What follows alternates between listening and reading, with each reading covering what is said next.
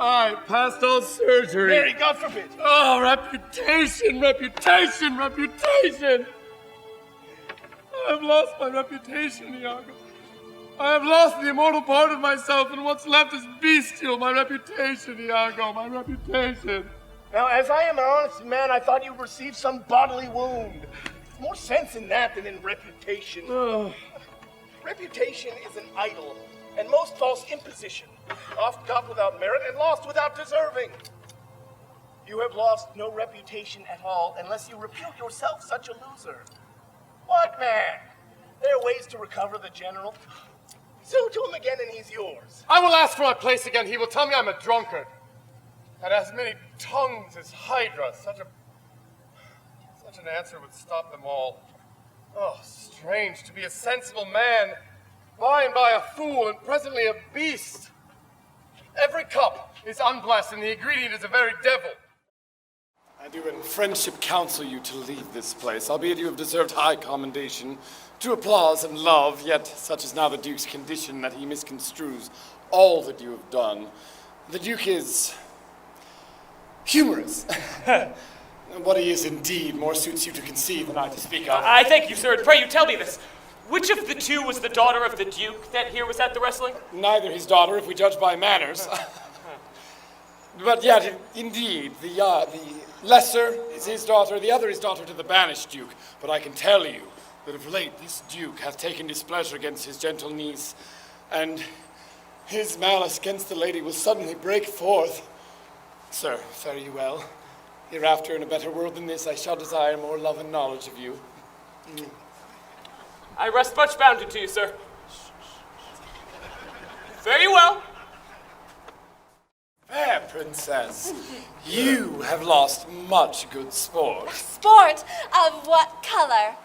What color, madam? How shall I answer you? As wit and fortune will. You ladies amaze me. I would have told you of good wrestling, which you have lost the sight of. You tell us the manner of the wrestling. I will tell you the beginning, and if it please your ladyships, you may see the end, for the best is yet to do, and here where you are, they are coming to perform it. Well, the beginning, that is dead and buried. There comes an old man and his 3 sons. Oh, 3 proper young men of extremely excellent presence and growth.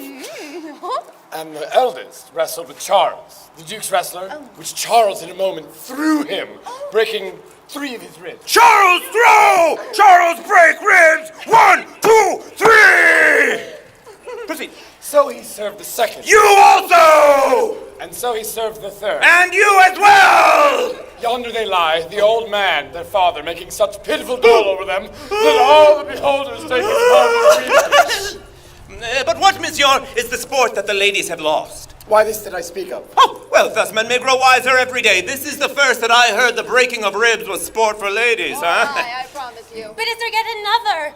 Dotes upon rib breaking? Is there another that longs to see this broken music in his sides? Shall we see this wrestling, cousin? You must if you stay here, for here is the place appointed for the wrestling, and they are coming to perform it. Yonder, sure they're coming.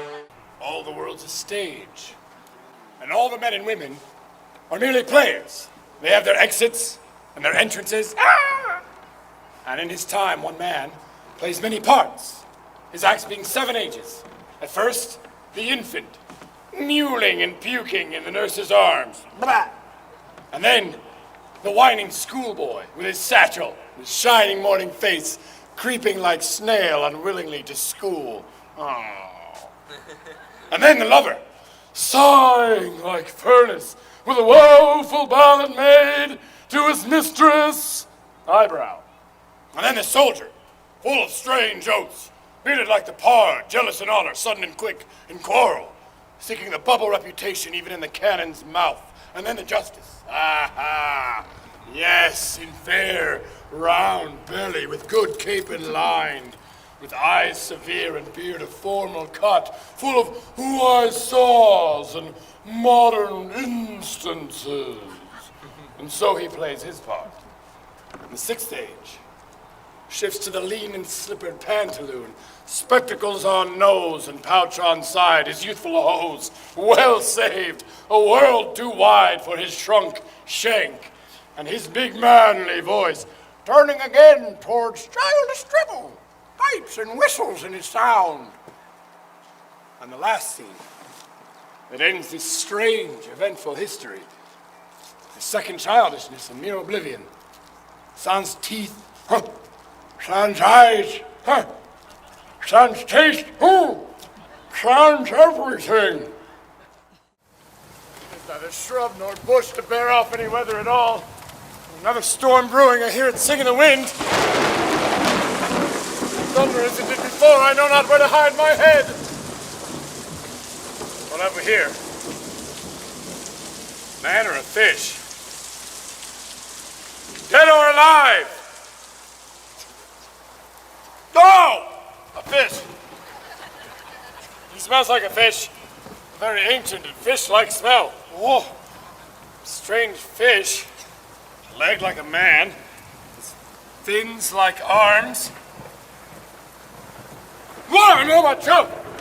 I do not lose my opinion. This is no fish, but an islander that lately hath suffered by a thunderstroke. Ah! Oh, alas, the storm has come again. My best way is to creep me under his gabardine. There's no other shelter hereabouts.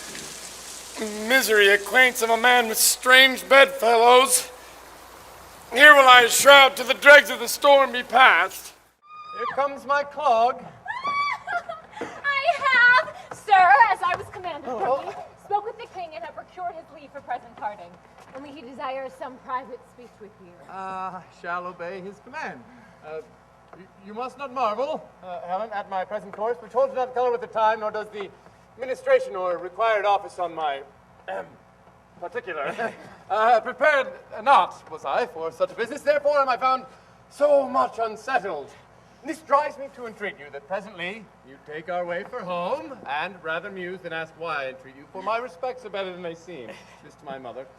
To be 2 days ere I shall see you, so I leave you to your wisdom. Sir, I can nothing say, but I am your most obedient servant. Come, no more of that. I never shall, with true observance, seek to eke out that wherein toward me my humble stars have failed to equal my great fortune. Let that go. My haste is very great. I to horse. Pray, sir, your pardon. Well, what would you say? If she be up, I'll speak with her. If not, let her lie still and dream. I leave. Oh! I know her woman is about her. Oh, what if I do line one of her hands? 'Tis gold which buys admission. Well, oft it doth. What can it not do and undo? I will make her woman lawyer to me, for I yet not understand the case myself. I leave.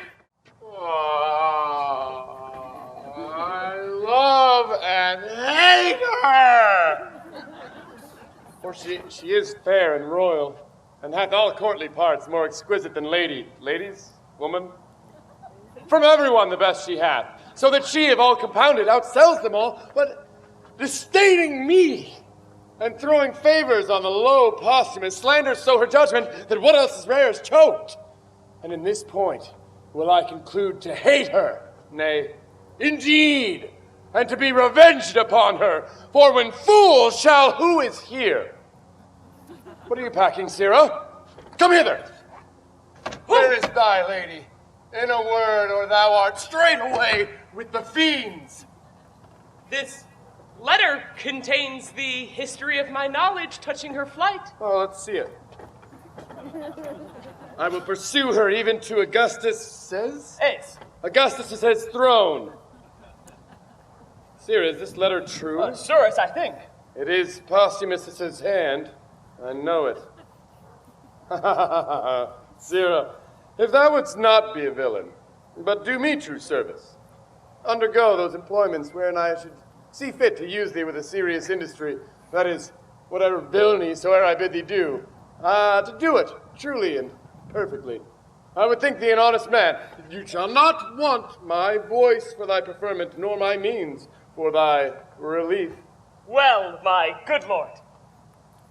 Will you serve me? Sir, I will. Give me your hand. There is my purse. Hast any of thy late master's garments in thy possession? I have, sir, at my lodging the same suit he wore when he took leave of my lady and mistress. Ah, the first service thou dost me. Fetch me that suit hither. It shall be thy length service. Go! Meet thee at Milford Haven. Even there, thou villain Posthumus, will I slay thee. I would those garments were come. She said upon a time, she held the very garments of Posthumus in higher respect than my noble and natural person, together with the accoutrements of my qualities.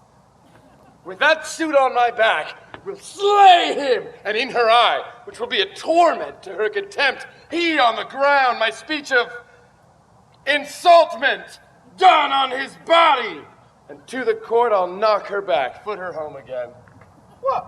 She hath despised me rejoicingly. I will be merry in my revenge. Be those the garments? Aye, my noble lord. How long is it since she went to Milford Haven? She could scarce be there yet. Ah! Bring these apparel to my chamber. My revenge is at Milford. Would I had wings to follow it.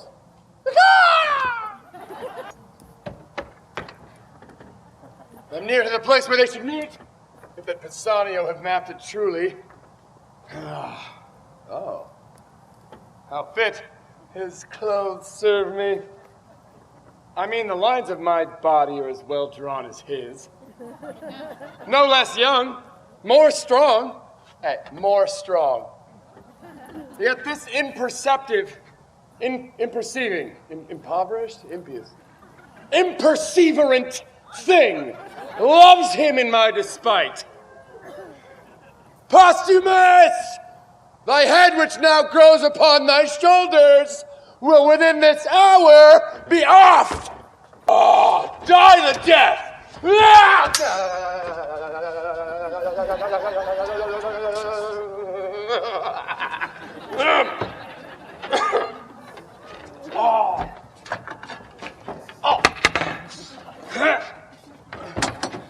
When I have slain thee with my proper hand, I shall pursue those that even now fled hence, and upon the gates of Ludstown set your heads.